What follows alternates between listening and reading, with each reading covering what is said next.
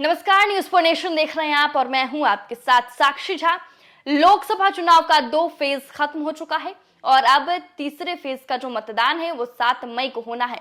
और ऐसे में ये कहा जा रहा है कि लालू प्रसाद यादव की जो राजनीति है वो कहीं ना कहीं एमवाई समीकरण और जातिवाद के नाम पर जो है लालू प्रसाद यादव हर बार जीतते नजर आ रहे हैं। और इस बार 2014 और 2019 के चुनाव को देख ले, जिस बार जाति के अलावा नरेंद्र मोदी के चेहरे पर वोट किया गया, तो वहीं इस बार यानी कि 2024 के लोकसभा चुनाव में लालू प्रसाद यादव खुद चुनावी रैलियों में जा रहे हैं और उनके विरोध में जो है नरेंद्र मोदी की सरकार भी लगातार कह रही है कि हमें आप वोट कीजिए, केंद्र में नरेंद्र मोदी की सरकार बनाइए। लेकिन सवाल ये है कि क्या लालू प्रसाद यादव के जातीय समीकरण में ज्यादा दम है या नरेंद्र मोदी के चेहरे में ज्यादा दम है? क्या है इनसाइड स्टोरी, आइए हम आपको बताते हैं इस वीडियो में। बिहार के चुनावी रंग को समझना चुनावी राजनीतिक विशेषज्ञों विश्लेषकों के लिए इस बार कठिन लग रहा है। पिछले 2 लोकसभा चुनाव में ऐसी स्थिति नहीं थी, इसलिए कि कांग्रेस के लंबे राजकाज से उब चुके लोगों का नरेंद्र मोदी का नया चेहरे जो है आकर्षण था। उन्हें दूसरा कार्यकाल देने में भी किसी को हिचक नहीं थी, इसलिए कि उन्होंने देश को आगे बढ़ाने की जो दिशा पहले कार्यकाल में तय की थी, लोगों को वो पसंद आया था। तीसरे कार्यकाल के लिए इस बार भी भाजपा के नेतृत्व वाले एनडीए ने मोदी के चेहरे पर ही भरोसा किया। सच कहे तो पहले से कहीं अधिक भरोसा एनडीए को इस बार नरेंद्र मोदी के चेहरे पर है। और यह भी सच है कि भाजपा समेत तमाम एनडीए नेताओं के पास मोदी के नाम के अलावा कोई और रास्ता भी उन्हें सूझ नहीं रहा है। बता दें कि बिहार के राजनीतिक रंग में भंग डालने का काम इस बार विपक्षी दलों के गठबंधन इंडिया ने कर दिया है। जातीय गोलबंदी के नाम पर बिहार में अस्तित्व में आया इंडिया अलायंस का प्रमुख घटक राष्ट्रीय जनता दल यानी कि आरजेडी को भी भाजपा की तरह अपना कोर एजेंडा पता है। उसे अपने कोर वोटर की भी जानकारी है। भाजपा अगर हिंदुत्व, मंदिर, मुसलमान, पाकिस्तान जैसे कोर एजेंडे के सहारे दशक भर से लगातार कामयाबी हासिल करती रही है, तो आरजेडी को भी अपने कोर वोटर और एजेंडे की अच्छी समझ है।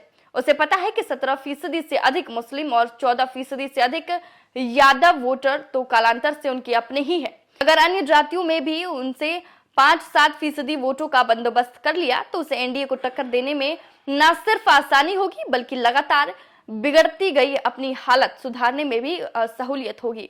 और इसी राजनीति के तहत आरजेडी ने इस बार अपने कोटे की 26 सीटों में 3 सीटें तो निषाद समुदाय का नेतृत्व करने वाले मुकेश सैनी की वीआईपी को दे दी। यादवों को 8 तो मुस्लिमों को 2 सीटें दी है। बता दें कि जातीय गोलबंदी दोनों गठबंधनों एनडीए और इंडिया की ओर से जबरदस्त हुई है। रही बात चेहरे की, तो बिहार में स्थानीय नेतृत्व को सिर्फ इंडिया के लोग ही देख रहे हैं।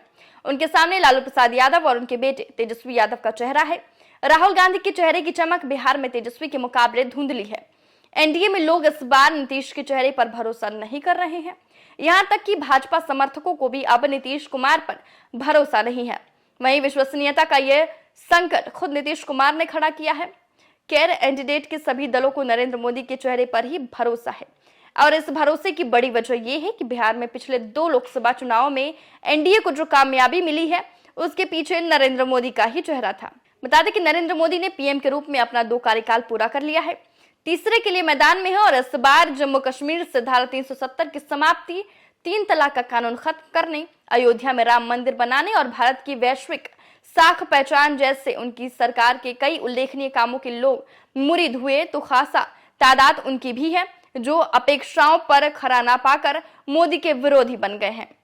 तो देखिए, इस बार का जो लोकसभा चुनाव है वो पिछले 2 चुनावों से बिल्कुल अलग है, क्योंकि 2 बार जो बिहार में वोटिंग हुई वो कहीं ना कहीं नरेंद्र मोदी के चेहरे पर हुई और जो मोदी के भाषण है उनसे कहीं ना कहीं लोग प्रभावित हुए और उस आधार पर वोट हुई। लेकिन इस बार के चुनाव में राजद सुप्रीमो लालू प्रसाद यादव खुद मंच से संबोधित कर रहे हैं और उनको पता है कि उनका जो एमवाई समीकरण है वो काफी मजबूत है। और ऐसे में अगर बाकी जातियों को उठाकर भी 4-5-6-7% उन्हें वोट मिल जाता है तो लालू प्रसाद यादव को कोई पछाड़ नहीं पाएगा और ऐसे में बीजेपी के लिए इस बार का चुनाव आसान नहीं होने वाला है।